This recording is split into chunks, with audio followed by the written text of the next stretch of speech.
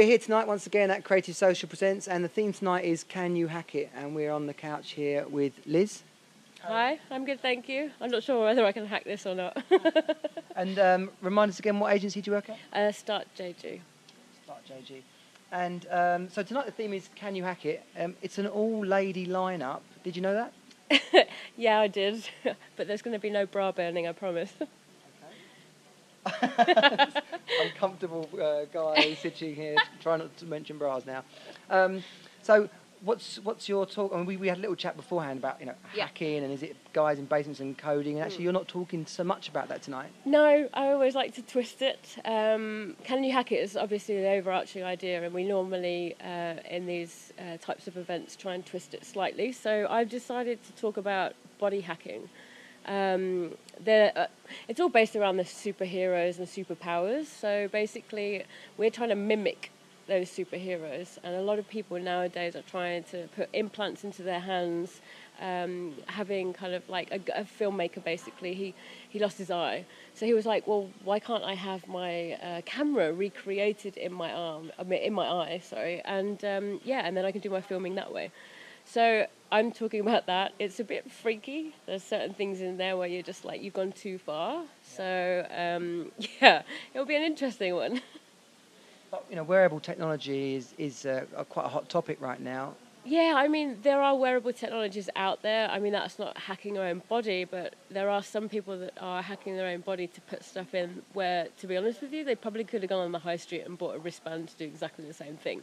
Yeah, but a lot of people also are professors and they're trying to do it for good, but sometimes that goes wrong as well. But I was going to do a live hack to my own body, but unfortunately I got sick, so the doctor said it wouldn't be very good because I'll probably get an infection.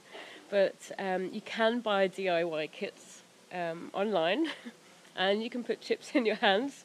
So I was going to do that. So then I was basically going to open the door and use it as my Oyster card. And are these available at Mad Lizzie on Twitter? No, I can tell you where they're going to be, though. I'll tweet about it. I was doing a run-up for it. I met a guy who had a tattoo implanted. So he had an implant in his hand.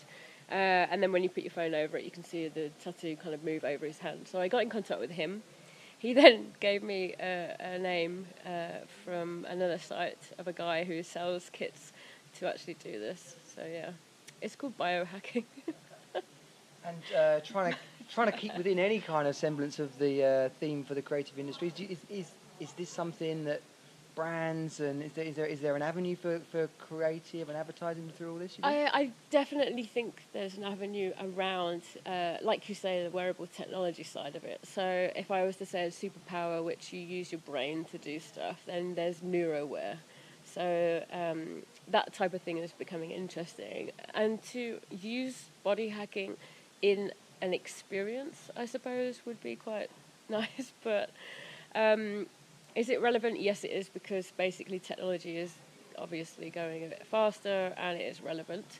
How it will be used, I don't know. I mean, the interesting thing is that Disney Labs at the moment are doing some research, and this goes to the whole superpower thing as well, around kind of like we have electromodes that run through our fingers, so that they're doing kind of like augmented reality with kind of like textures.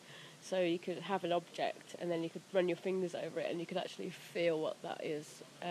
Literally, there are different textures to it.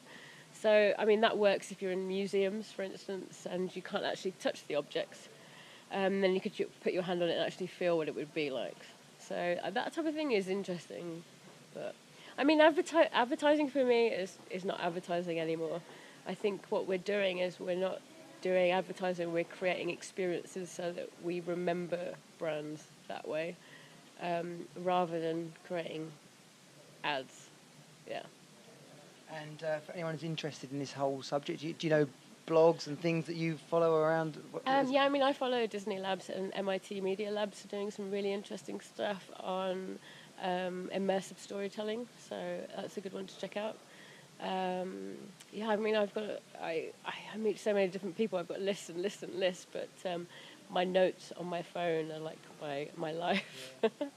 Maybe we'll get a few of those off you and put them in the video notes. So look out in the video notes. We'll put some links to some of these channels.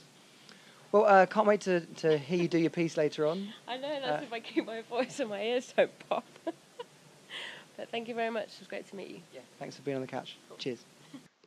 Thanks for watching. If you enjoyed the video, please like it and share it with others. Source interview people from London's creative industry so you can learn from their experiences. To see more of our videos, subscribe to the channel now. And if there's someone you'd like to see interviewed, even yourself, then tweet us, put it in the comments or get in touch via email. Thanks again.